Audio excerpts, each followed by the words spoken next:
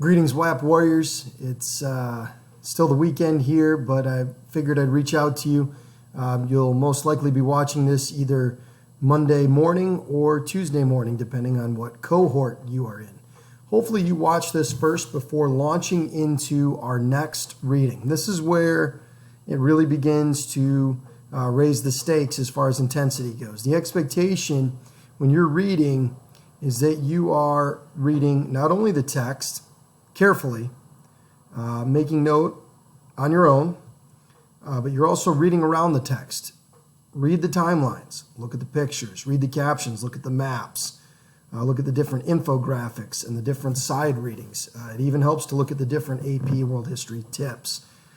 We will be going over each class period more in depth. I'll give you like formal notes, but it never hurts to, as you read, to process and to jot down notes.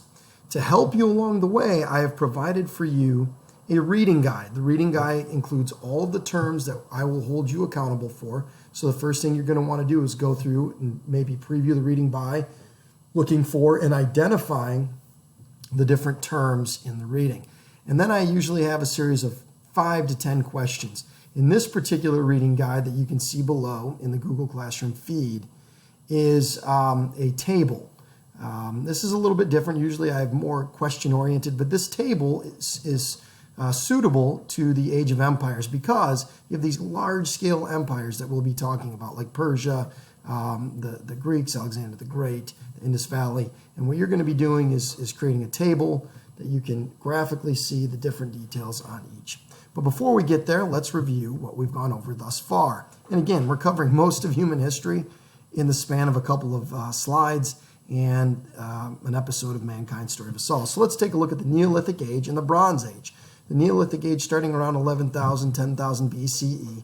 The Bronze Age starting around 3,500, 3,000 BCE and lasting up to about 1,200-ish. And there's kind of a gap in time there before the next age really begins, the Iron Age, the Age of Empires as I like to call it. So let's review. First of all, most of human existence was hunting and gathering, for hundreds of thousands of years. Human beings existed by following and hunting down their food or foraging for it. But that's going to all change around the Neolithic Age where people begin farming and they begin farming in small pockets. And what it looks like is there's animal husbandry, which is the domestication of animals, living in close proximity to animals, and also planting and crops for a annual or seasonal yield in a nearby field. Domesticated animals early on looked like goats and pigs and chickens and cattle and sheep. These are all indigenous to Eurasia. In the Americas, it was the llama and the alpaca. Were the indigenous animals, and those were in very localized areas, not all up and down North and South America. Those were very, very localized areas. Early crops that were farmed included wheat, which was widespread in Eurasia, with rice in Southeast Asia and in China. Teosinte, which was an early forerunner to corn and maize. And you also had the potato. I mean, there's a lot of different foodstuffs, but these were the big ones. Villages began to develop as people sought to live together. But still, this was a small-scale farming existence. But around 3,500 BCE, river valley civilizations began to develop. And civilization was civilization because there was certain core characteristics that were across the board, no matter where you were at. These characteristics were present, which makes it a formal civilization, and that is agriculture. And surplus agriculture allowed for the development of cities, which saw specialized tasks. So people aren't just farming; they are working with pottery. They're potters and weavers and weapon makers, or priests, or soldiers, or scribes. And so these specialized tasks are only viable because somebody is yielding food and calories that can feed everybody in a particular civilization, and it frees people up to do other jobs. Technology, you see advanced technology begin to be used, not just the adze or the hoe or the digging stick, but things begin to speed up as far as technology goes, and it's going to reach an apex when you see the development of things like the wonders of the world, like the pyramids or the Hanging Gardens of Babylon. You see different methods of irrigation and things as simple as a carriage and the use of the wheel. Those things are large-scale technologies, among many other things that are going to make life a little bit more enjoyable, a little bit easier for those that are living during this time period. You also see record keeping to keep track of armies, supplies, agricultural production, population, taxes, a treasury. Record keeping we'll cover here in a second, and then you have institutions like government and the military and organized religion.